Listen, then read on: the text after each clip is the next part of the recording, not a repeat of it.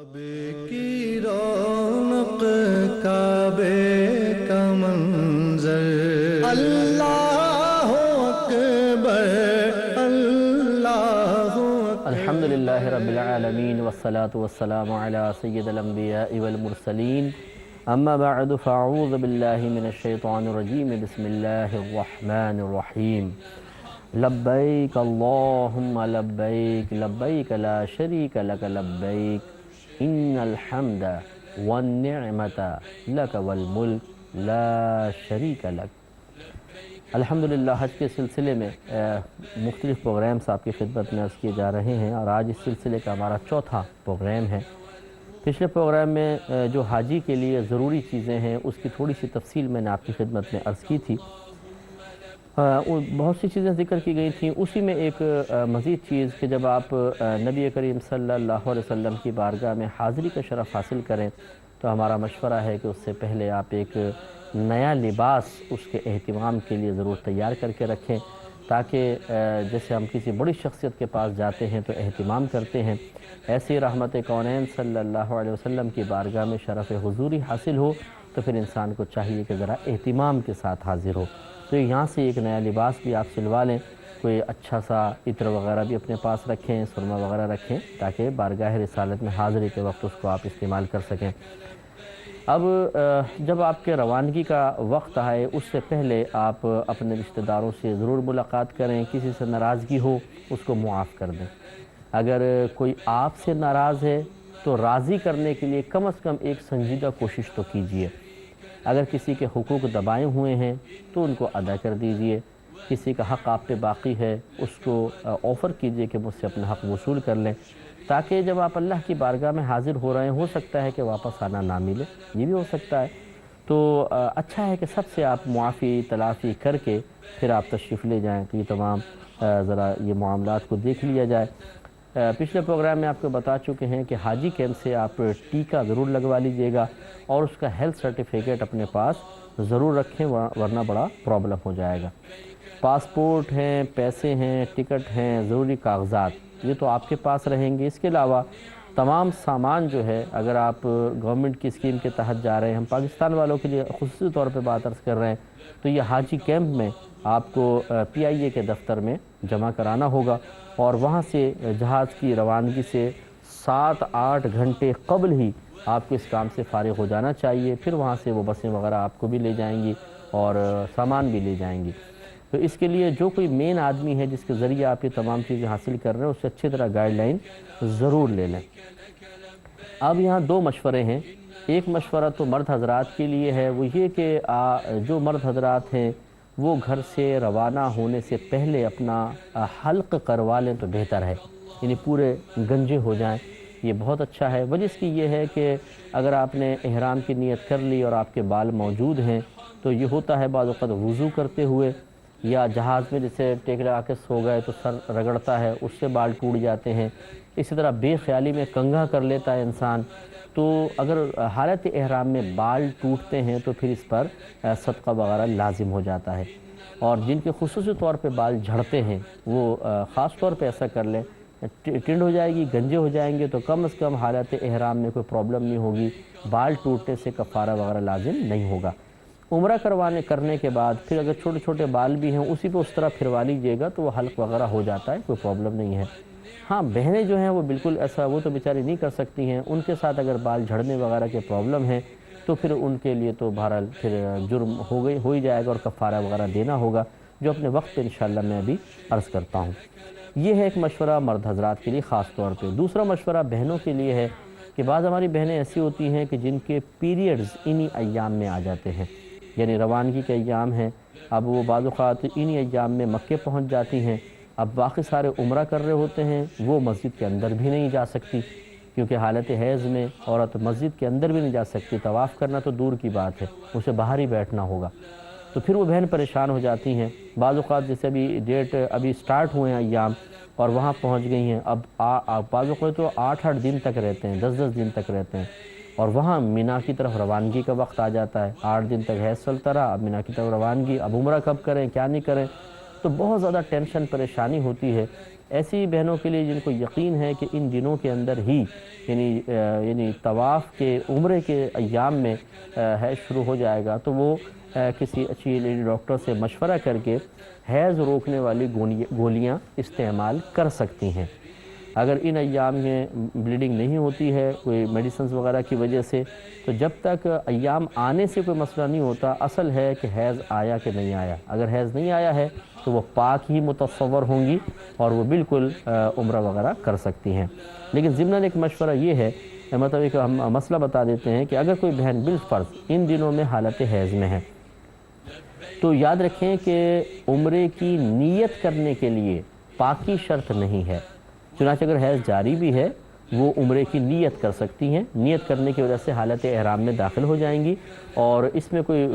مسئلہ نہیں ہے کہ بھئی حالت ناپاکی میں شاید ہو سکتا ہے عمرے کی نیت نہ ہو، ایسا نہیں ہے، آپ کی نیت ہو جائے گی، اور آپ وہاں جا کے لیکن بہرحال مسجد میں حرم میں اندر نہیں جا سکتی ہیں، آپ باہر ہی رہیں گی یا ہوٹل کے کمرے میں رہیں۔ جب ایام ختم ہو جائے پھر آپ عمرہ ادا کیجئے گا۔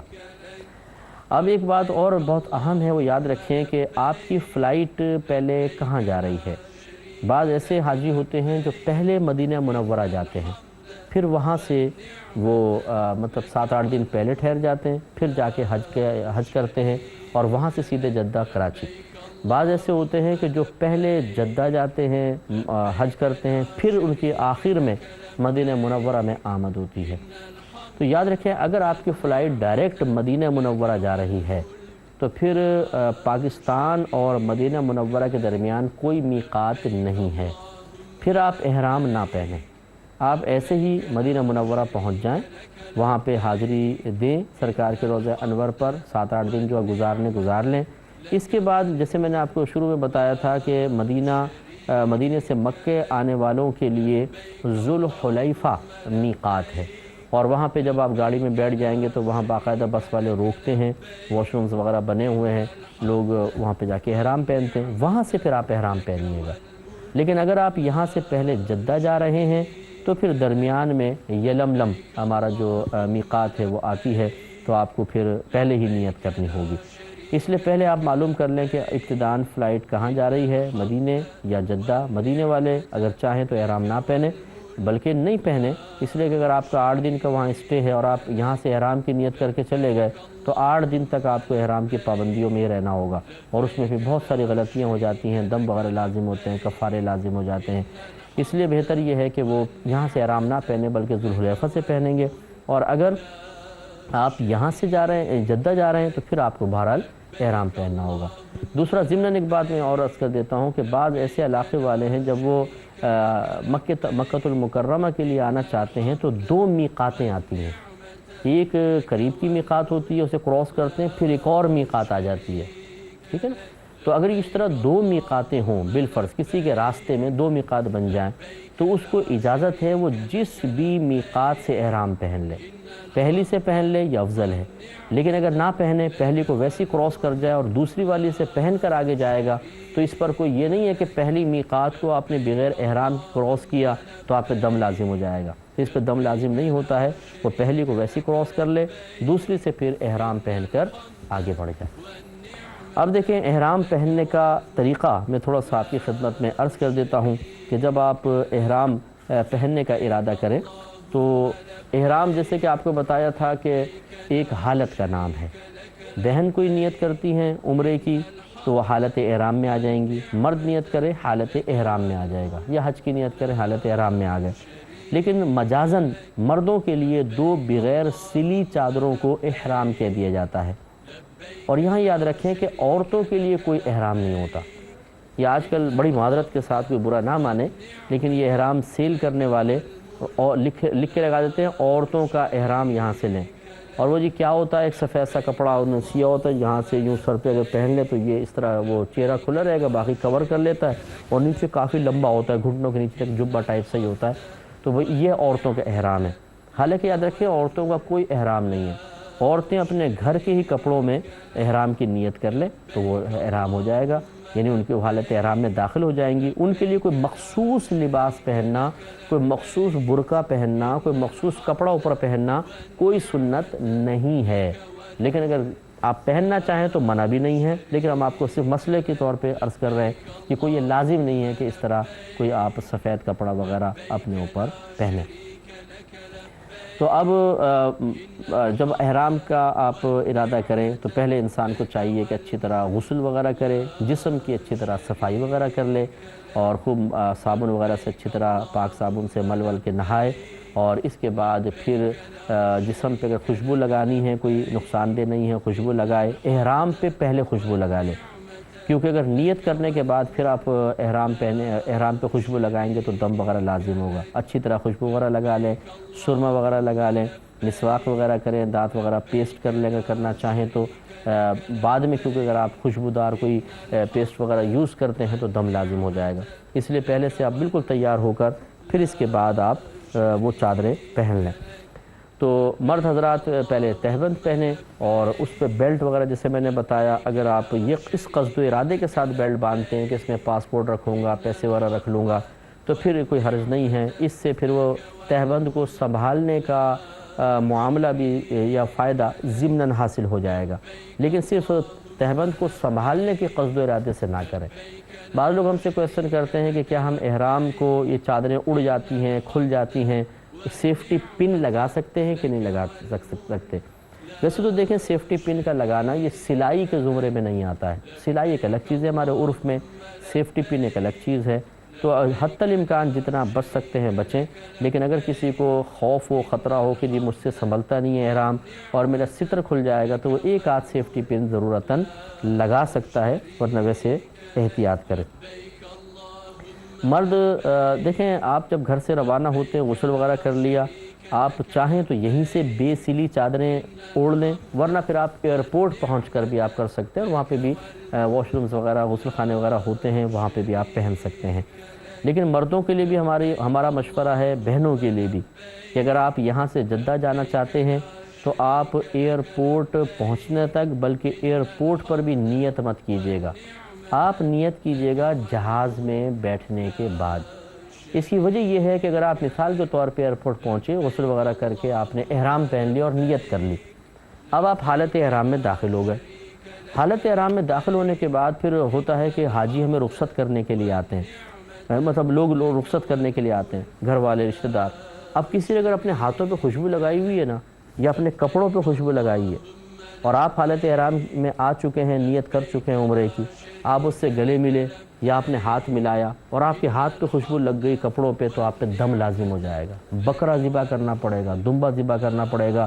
حدود حرم میں جا کر، اور وہ کافی مہنگا ہوتا ہے۔ تو اسی طریقے سے لوگ گلاب کے ہار ڈالتے ہیں، حاجی صاحب کو جاتے ہوئے بھی ڈالتے ہیں۔ اگر آپ نے احرام کی نیت کی ہوگی تو وہ خوشبودار گلاب پہننے سے خوشبو آ جائے گی کپڑوں کے اندر، تو اس میں بھی مسئلہ ہو سکتا ہے۔ اس لیے ہمارا مشورہ یہ ہوگا کہ آپ احرام پہن ضرور لیں، اور لیکن نیت ابھی نہ کریں، نیت آپ جہاز میں بیٹھنے کے بعد کیجیے گا۔ چنانچہ اب آپ نے پہلے بے سلی چادریں پہن لی، آپ اس کے بعد چونکہ ابھی آپ حالت احرام میں نہیں آئے، مثال کے طور پہ اگر آپ نے نیت نہیں کی ہے، تو مرد حضرات ان چادروں کو پہننے کے بعد اگر مکروہ وقت نہ ہو تو 2 رکعت نوافل پڑھیں گے، نفل نماز پڑھیں گے احرام کی، اور اس میں وہ عام نماز جیسے پڑھتے ہیں ویسے پڑھیں گے، اور سر ڈھک کے پڑھیں گے، یاد رکھیں ابھی کیونکہ آپ حالت احرام میں نہیں آئے۔ اور بہنیں تو پہلے ہی سر ڈھکی ہوتی ہیں تو وہ مطلب 2 رکعت وہ بھی پڑھ لیں۔ لیکن اگر کوئی بہن حالت حیض میں ہے، جیسے کہ پہلے ہماری بات ہوئی تھی، تو نیت تو وہ کر سکتی ہیں، لیکن وہ یہ نماز نہیں پڑھ سکتی، کیونکہ حالت حیض میں نماز پڑھنا عورت کے لیے منع ہوتا ہے۔ لہٰذا اب آپ نے نماز وغیرہ پڑھ کے فارغ ہو گئے، اب آپ جہاز میں بیٹھ کے نیت کریں۔ اچھا، بعض حاجی حضرات ایسے ہوتے ہیں، مرد حضرات کی میں بات عرض کر رہا ہوں، کہ وہ یہ سمجھتے ہیں کہ سیدھا کندھا کھلا رکھنا ہر وقت حاجی کے لیے سنت ہے، لہٰذا وہ احرام پہنتے ہی ایسا ہیں کہ وہ یوں اس طرح ایک پلو تو یہاں ڈال لیتے ہیں الٹا، دوسرا یہ بغل کے نیچے سے نکال کر اور یہ ڈالتے ہیں، اور یہ کندھا پورا کھلا رہتا ہے ان کا، اور وہ سمجھتے ہیں کہ وہ سنت ہے۔ یاد رکھیں کہ یہ تو صرف طواف کے وقت سنت ہے، جو میں وقت پہ آپ کو بتا دوں گا کہ طواف کے آغاز سے پہلے اس کو کہتے ہیں ادطباع، ضاد ہے یہ، الف ضاد طا با الف عین، ادطباع،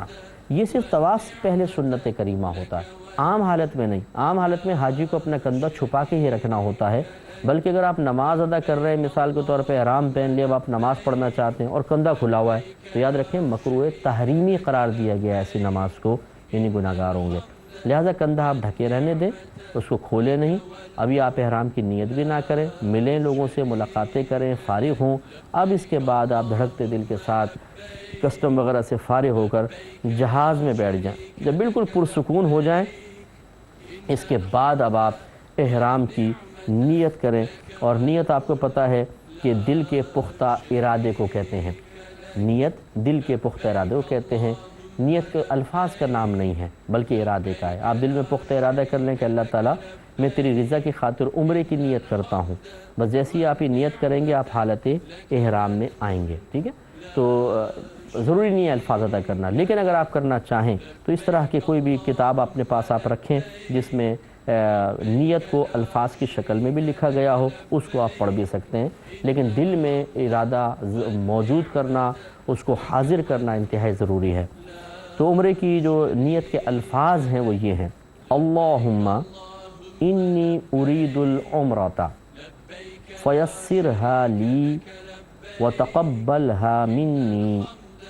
واعنی علیھا وبارک لی فیھا نویت العمرۃ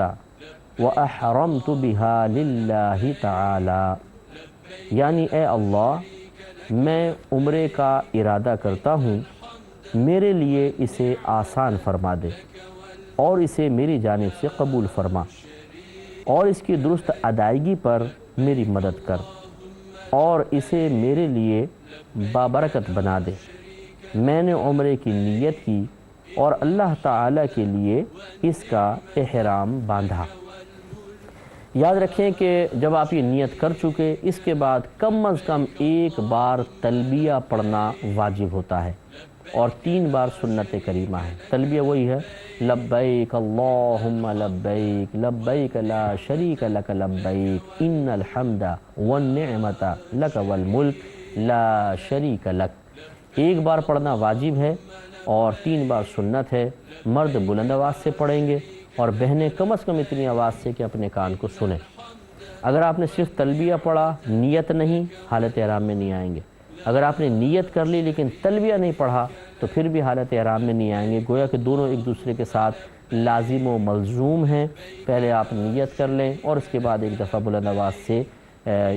پڑھنا تو واجب ہے، 3 دفعہ پڑھ لیں تو سنت بھی ادا ہو جائے گی، اور پھر آپ یہ تلبیہ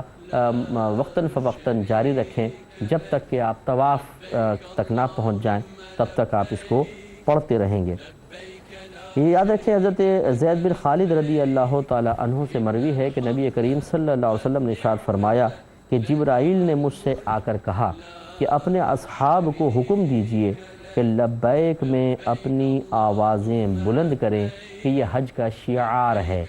یہ ابن ماجہ کی روایت ہے، گویا کہ آواز بلند کرنا، لیکن مردوں کے لیے جیسے میں نے بتایا سنت کریمہ ہوتا ہے، اور عورتوں کے لیے بہتر ہے کہ وہ اتنی آواز سے کہیں کہ اپنے کان سن لیں۔ اور تلبیہ کے بعد پھر نبی کریم صلی اللہ علیہ وسلم کا دعا مانگنا بھی ثابت ہے، سنت سے ہے۔ اس میں سرکار نے اللہ تعالیٰ کی رضا کو طلب کیا، جنت کے حصول کی تمنا کا اظہار کیا، دوزخ سے اور عذاب سے محفوظ رہنے کی آپ نے دعا مانگی۔ تو حاجی کو چاہیے کہ وہ بھی ان چیزوں کو کرے۔ اچھا، اب ایک تھوڑی سی میں احتیاط عرض کر دیتا ہوں، اور اس کے بعد پھر حالت احرام میں جو ممنوعہ کام ہوتے ہیں وہ بہت غور سے اس کو سنیے گا، ان کو ذہن میں رکھنا بہت ضروری ہے۔ یاد رکھیں کہ مرد کے لیے یہ جو ناف کا ہمارا سوراخ ہوتا ہے، اس کے بالکل نیچے سے ستر اسٹارٹ ہو جاتا ہے۔ یہ سوراخ تو ستر میں داخل نہیں ہے، اس کے نیچے سے اسٹارٹ ہوتا ہے، لیکن پھر نیچے گھٹنوں تک ہے، یعنی گھٹنے شامل ہیں، ناف کا سوراخ اس میں شامل نہیں ہے۔ تو یہ جو پورا حصہ بدن ہے، یہ ایک مرد کو دوسرے مرد سے چھپانا، دوسرے مرد سے بھی چھپانا فرض ہوتا ہے۔ اس کو ستر کہتے ہیں، ستر کی حفاظت کریں۔ اب ہوتا یہ ہے کہ چونکہ مطلب ہمیں عادت بھی نہیں ہوتی تہبند پہننے کی، اکثر ایسا ہی ہوتا ہے، اور بعض اوقات پیٹ بھی تھوڑا سا بڑا ہوتا ہے، تو چلتے ولتے ہیں تو تھوڑا سا وہ سرکنا شروع ہوتا ہے، پھر سرکتے جیسے ناف کا سوراخ اتنا نیچے تک آ جائے گا۔ تو یہ ناف کے نیچے کا جتنا حصہ ہے یہ ستر میں شامل ہے، اور اس کو کسی کے سامنے کھولنا حرام ہے۔ لہٰذا وہ کھل جاتا ہے، گناہگار ہوتے رہتے ہیں۔ ایسی کبھی ہوا میں اڑ رہے ہیں، رانیں کھل رہی ہیں، گھٹنے کھل رہے ہیں، پرواہ نہیں کرتے ہیں، اس کا لحاظ رکھیے گا۔ انشاءاللہ نیکسٹ پروگرام میں ہم آپ کو بتائیں گے کہ حالت احرام میں کن کن امور کا ارتکاب حرام ہے، کون سے مکروہ ہیں، کون سے جائز ہیں۔ اللہ تعالیٰ سے دعا ہے کہ رب کریم جو کچھ سنا اس پہ عمل پیرا ہونے کی توفیق عطا فرمائے، آمین۔ وآخر دعوانا ان الحمدللہ رب العالمین۔ فاصلوں کو تکلف ہے ہم سے اگر ہم بھی بے بس نہیں، بے سہارا نہیں، خود انہی کو پکاریں گے ہم دور سے، راستے میں اگر پاؤں تھک جائیں گے، فاصلوں کو تکلف ہے ہم سے اگر ہم بھی بے بس نہیں، بے سہارا نہیں، خود انہی کو پکاریں گے ہم دور سے، راستے میں اگر پاؤں تھک جائیں گے، ہم مدینے میں تنہا نکل جائیں گے، اور گلیوں میں قصداً بھٹک جائیں گے، ہم مدینے میں تنہا نکل جائیں گے، اور گلیوں میں قصداً بھٹک جائیں گے، ہم وہاں جا کے واپس نہیں آئیں گے، ڈھونڈتے ڈھونڈتے لوگ تھک جائیں گے، ہم وہاں جا کے واپس نہیں آئیں گے، ڈھونڈتے ڈھونڈتے لوگ تھک جائیں گے، جیسے ہی سبز گنبد نظر آئے گا، بندگی کا قرینہ بدل جائے گا، جیسے ہی سبز گنبد نظر آئے گا، بندگی کا قرینہ بدل جائے گا، سر جھکانے کی فرصت ملے گی کسے، خود ہی پلکوں سے سجدے ٹپک جائیں گے، فاصلوں کو تکلف ہے ہم سے اگر ہم بھی بے بس نہیں، بے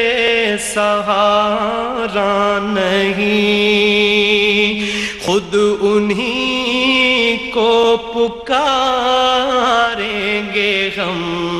دور سے، راستے میں اگر پاؤں تھک جائیں گے۔